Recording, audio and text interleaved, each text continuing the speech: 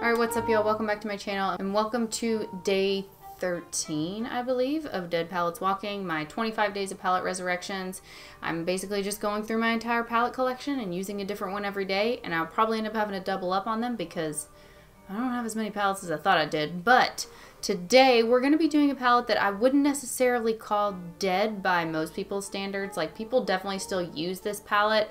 Maybe not like the big, like the top gurus, but like other like smaller influencers definitely still use this palette. I see it all the time. This is the Menagerie Cosmetics Zodiac palette. This is by and large like probably my favorite palette in my collection. I absolutely love this palette. I find myself always wanting to use this.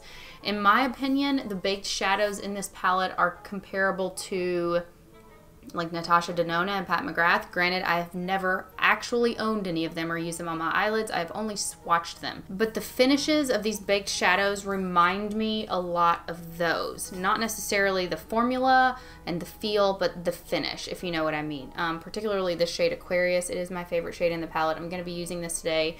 I made this like reddish, kind of green toned eye look. Like almost like it's kind of Christmassy, but not really, you know. For this look, using this palette, like I said, I absolutely love this palette. I have been debating on whether or not to get the second one, but I told myself I was going to work my way through my palette collection, use all the palettes I have first before I decide whether or not I'm going to buy that palette. Yes, I realize it's not extremely expensive. It's not a huge investment on my part, but at the same time, like, I just have so many freaking eyeshadow palettes, so I really need another one.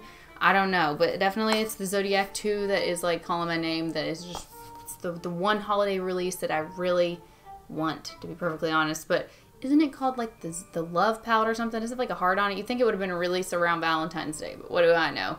Anyway, I'm sorry this is going up so late. I've been really busy today. I had to work and everything. So if I technically, again, it's Pacific time, so it is still day 13. The reason I ended up using this palette, like I said, I don't necessarily think it's like a dead palette. I think most of the big gurus have stopped using it. Smaller influencers haven't. But at the same time, I think that the release of the Zodiac 2 is gonna bury this palette, whether it likes it or not. Like, I don't necessarily think people are gonna stop using the Zodiac palette, but I definitely think the hype around this palette is gonna die down because of the Zodiac 2.